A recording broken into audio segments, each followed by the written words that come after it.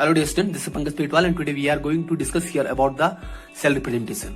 Last lecture में आपने देखा था कि जो आपका इलेक्ट्रोकेमिकल सेल है एंड इलेक्ट्रोलाइटिक सेल है उनमें क्या डिफरेंस है और उनके लिए क्या कंडीशंस है।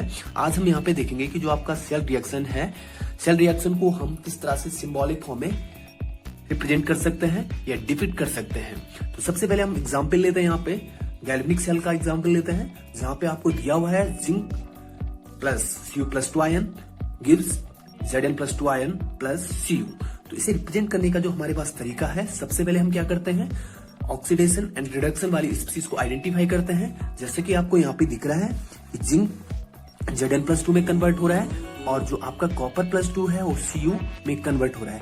दैट मीन्स इसका क्या हो रहा है, ऑक्सीडेशन, और इसका क्या हो रहा है, रिडक्शन। यानी कि ये आपका ऑक्सीडेशन वाली प्रोसेस हुआ और ये वाला आपका रिडक्शन वाला प्रोसेस हुआ। तो जहां पर आपके पास क्या हो रहा है, ऑक्सीडेशन नंबर बढ़ रहा है, ऑक्सीडेशन नंबर बढ़ रहा है, दैट मीन्स ऑक्सीडेशन प्रोसेस हुआ।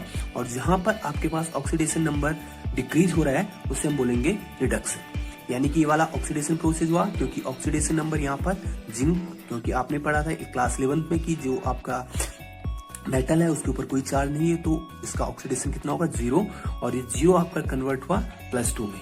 तो ऑक्सीडेशन नंबर क्या हुआ, इंक्रीज हुआ। तो दैट मीन्स ये वाली प्रोसेस हुई ऑक्सीडेशन। यहाँ पर आपके पास +2 है, ये वाला डिक्रीज हुआ, +2 से 0 में कन्वर्ट हुआ, तो ये वाला आपका रिडक्शन हुआ। ठीक है, तो अगर हम यहाँ पे देखें तो मीन्स वहां से क्या हुआ, इलेक्ट्रॉन रिमूव हुआ। और अगर जिस भी प्रोसेस में इलेक्ट्रॉन रिमूव होता है उसे हम क्या बोलते हैं, ऑक्सीडेशन बोलते हैं। और इस तरह की प्रोसेस कहाँ पे होती है, इस तरह की प्रोसेस होती है एनोड पे, इस तरह की प्रोसेस एनोड पे होती है। दूसरी तरफ अगर हम देखें, क्योंकि यहाँ पे +2 था, 0 में कन्वर्ट हुआ, तो दैट मीन्स इसके साथ क्या हुआ, इलेक्ट्रॉन ऐड हुए, और इलेक्ट्रॉन ऐड हुए तो इसका मतलब इसका रिडक्शन हुआ। और जहां पर भी रिडक्शन होता है या फिर जो रिडक्शन वाली प्रोसेस होती है वो कहाँ पे फिनिश होती है, वो कैथोड पर फिनिश होती है। यानी कि कैथोड पे रिडक्शन और एनोड पे ऑक्सीडेशन प्रोसेस होती है।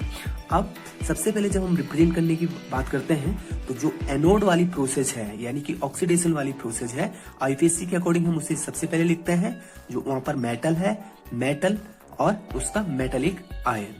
फिर हम क्या करते हैं, बीच में सॉल्ट ब्रिज का रिप्रेजेंटेशन करते हैं, जो आपका डबल लाइन आपको दिख रहा है, वर्टिकल लाइन दिख रही है। फिर हम देखते हैं यहाँ पे जो आपका कैथोड पे रिएक्शन हो रही है उसको रिप्रेजेंट करेंगे। यहाँ पर आपको दिख रहा है Cu+2, यानी कि आयन वाली फॉर्म पहले लिखेंगे और एटॉमिक फॉर्म बाद में लिखेंगे। एनोड में आपके पास एटम वाली फॉर्म पहले लिखेंगे और आयन वाली बाद में लिखेंगे। और सेपरेट हम इन्हें कर लेते हैं, वर्टिकल लाइन से सेपरेट कर लेते हैं। और जो आपके पास सॉल्ट ब्रिज है वो बीच में एक डबल वर्टिकल लाइन से हम इंडिकेट करते हैं। अब दूसरा एग्जाम्पल लेते हैं।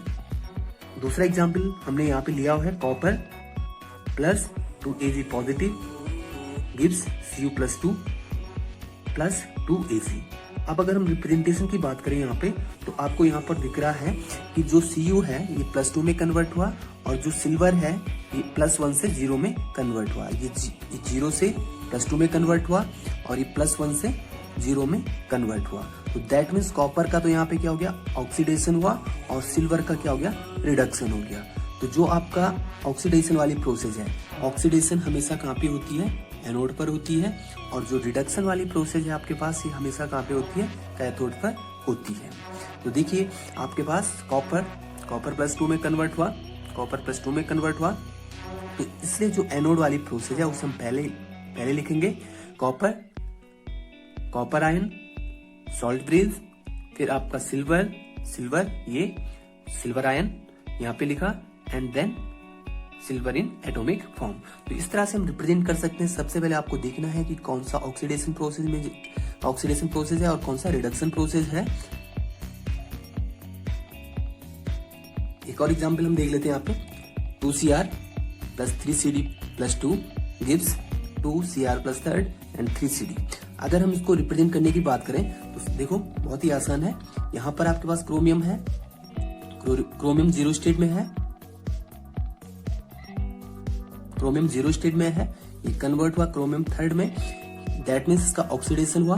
और दूसरी तरफ आपके पास है Cd+2, यहाँ पे +2 चार्ज है, ये आपको दिख रहा है 0 में कन्वर्ट हो रहा है, दैट मीन्स यहाँ पे रिडक्शन हुआ और यहाँ पे आपके पास ऑक्सीडेशन हुआ।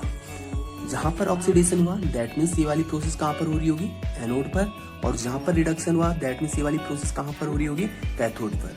अब अगर हम बात करें रिप्रेजेंटेशन की या डिफेक्ट की, तो जिसका ऑक्सीडेशन हो रहा है यानी कि एनोड, एनोड वाली प्रोसेस हम सबसे पहले लिखेंगे क्रोमियम एटॉमिक फॉर्म, फिर उसका आयन, फिर आपने सॉल्ट ब्रिज का यूज किया डबल लाइन वर्टिकल लाइन, फिर आपके पास CD ionic form, that mean जो आपका कैथोड पे प्रोसेस हो रही है उसका आयन आप पहले लिखोगे, फिर एटॉमिक फॉर्म उसी मेटल का।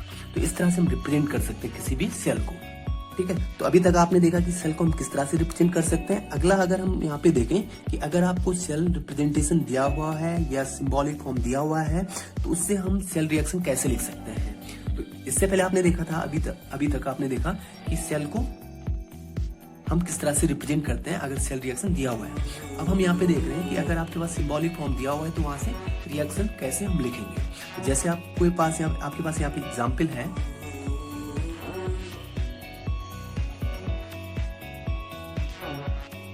तो जैसे आपके पास यहाँ पे एग्जाम्पल है Mg, लाइन आपको दिख रही है यहाँ पे वर्टिकल लाइन Mg+2, ये आपके पास सॉल्ट ब्रिज इंडिकेट कर रहा है कॉपर+2 एंड कॉपर। अब आपको देखना है कि आपको इसे सिंबॉलिक फॉर्म से रिएक्शन में कन्वर्ट करना है। तो सबसे पहले देखिए आपको पता है कि अगर सिंबॉलिक फॉर्म है तो ये वाला एनोड होगा और ये वाला कैथोड होगा। अब इन्हें हम स्प्लिट कर देंगे हाफ रिएक्शन में, तो ये हाफ रिएक्शन यहाँ से बनेगी और हाफ रिएक्शन यहाँ से बनेगा। तो Mg+2 में कन्वर्ट हो रहा है क्योंकि एनोड वाली प्रोसेस है, तो यहाँ पे इलेक्ट्रॉन लॉस होगा, ठीक है, यानी ये आपका हुआ एनोड वाली प्रोसेस। दूसरी तरफ हम देखें कैथोड वाली प्रोसेस, कैथोड वाली प्रोसेस में क्या होगा, Cu+2 Cu में कन्वर्ट होगा, Cu+2 ये हमने लिखा, और इस तरफ आप लिखोगे Cu। 2 इलेक्ट्रॉन इन्वॉल्व होंगे, ठीक है, और क्योंकि 2 इलेक्ट्रॉन यहाँ से लिबरेट हो रहे हैं, 2 इलेक्ट्रॉन यहाँ पे क्या ऐड होंगे, रिडॉक्स प्रोसेस में जितने इलेक्ट्रॉन लॉस होंगे उतने इलेक्ट्रॉन क्या होंगे, गेन होंगे। तो ये ऑलरेडी बैलेंस है, ठीक है। अब अगर हम बात करें ओवरऑल सेल रिएक्शन, तो दोनों रिएक्शन को जोड़ दोगे, oxidation half and reduction half, इन दोनों को अगर आप ऐड करोगे Mg Cu+2, 2 इलेक्ट्रॉन इधर भी है और इधर भी है, लेफ्ट हैंड साइड भी 2 इलेक्ट्रॉन है और राइट हैंड साइड भी 2 इलेक्ट्रॉन, तो electron cancel out, Mg+2 Cu। तो इस तरह से हम सेल को रिप्रेजेंट कर सकते हैं, या आपका जो रिप्रेजेंटेशन दिया हुआ है उससे हम सेल रिएक्शन लिख सकते हैं।